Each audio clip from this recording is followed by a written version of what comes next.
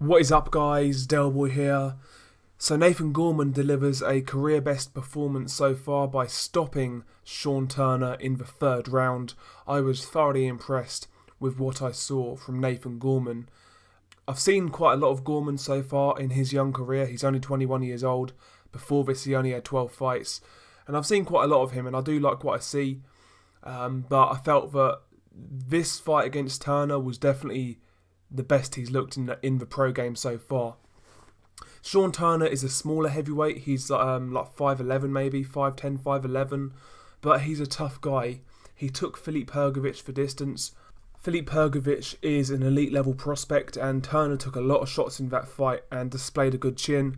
Also, Sean Turner beat Arnold Jurjai, if you recall, the guy who lost to David Haye, the Cobra. He actually went to Switzerland to beat him.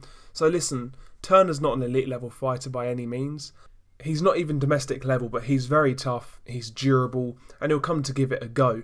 And for a 21-year-old to handle him the way he did, I was really impressed.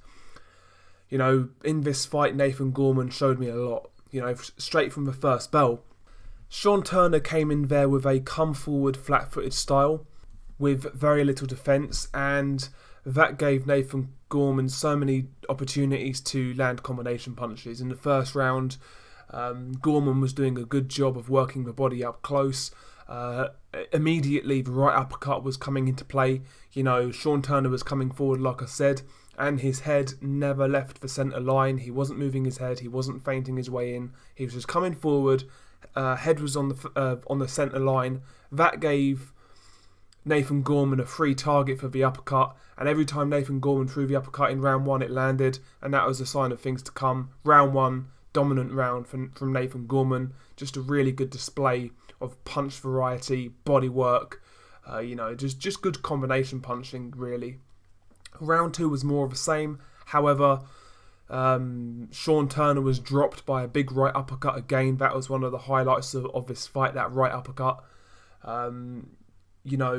Sean Turner didn't have any answer for that the whole fight. His defence was appalling. But yeah, Nathan Gorman lands a lovely right uppercut in round two. It does drop Sean Turner, but Sean Turner gets up. To his credit, it was a big shot as well. He could have stayed down, but he gets up, he beats the count, he tries to continue. He sees out the round, but round three, Gorman kind of just starts to walk him down, lets his hands go. There was a moment when Turner was on the ropes and sustaining some punishment, and he just about got off the ropes. But after that, Nathan Gorman jumped on him again, and the referee stops the fight. I felt it was a good stoppage. Sean Turner was he was going to get blasted out sooner rather than later. So yeah, it was a good stoppage, and I was thoroughly impressed with the performance of Nathan Gorman.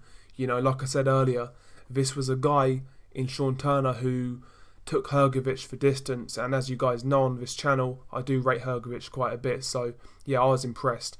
It's nice to see a heavyweight work the body the way Nathan Gorman does. It's nice to see a heavyweight comfortable throwing shots on the inside, that right uppercut, body work up close. He's really accomplished on the inside. Seems to be developing a little bit of power now as he gets older. I think Nathan Gorman is heading in the right direction. Also, hand speed, he's got good hand speed for a heavyweight as well. There's a lot to like about Nathan Gorman.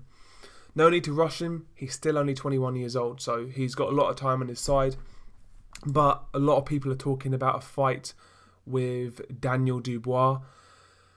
And I've got to say, I think Nathan Gorman is well ahead of Dubois at the minute. I mean, if you look at the resumes and competition fought, even guys like Sean Turner is better than anybody Daniel Dubois has beaten so far. Guys like Mohamed Saltby. Mohamed Saltby was an undefeated prospect who came in there to win. Again, these are better names than anybody on Daniel Dubois' resume. So yeah, I do feel Gorman is ahead of Dubois in terms of the level of competition. So I feel he is more ready for that fight than Dubois. I do think Dubois would have a chance in that fight. Gorman, I think he is open defensively at times when he throws his shots, when he lets his hands go, and I feel he could be open to a straight puncher. Dubois does have a good straight right hand and he's got okay timing from what I can see. So yeah, there could be opportunities for Dubois to win the fight. But I would give the edge to Nathan Gorman. I just feel he's a little bit more advanced at this stage. That'd be a great fight to make next. I'd be really happy with that. But I don't think Frank Warren is going to risk that, to be honest with you. I think both of these guys are going to go their own separate ways for a while, at least 12 months or so. So in the meantime, I'd like to see Nathan Gorman stay busy, fight tough guys who can bring him some rounds, guys with different styles, different sizes, etc, etc. I feel that Gorman has actually been matched quite well so far. He's fought Sokolovsky, who's a really good journeyman, Dominic Akinlade, Saltby, who was an undefeated prospect, Sean Turner. I feel so far the matchmaking's been pretty good for Nathan Gorman. Yes, he's had some blowover jobs here and there, but he's had some good learning fights in there. And, these are the type of fights he needs. I would like to see Gorman fight somebody a little bit taller next. I'd like to see how he gets on with a much bigger opponent. But yeah, I think that, no rush on this guy. He just needs the right development fights. He's going to be getting good sparring. He spars Tyson Fury regularly. I'm sure he spars Huey Fury, guys like that. So yeah, man, he's got a lot going for him. And I really feel he could develop into a fun fighter. How do you guys see his career progressing and what did you make of this fight? Peace.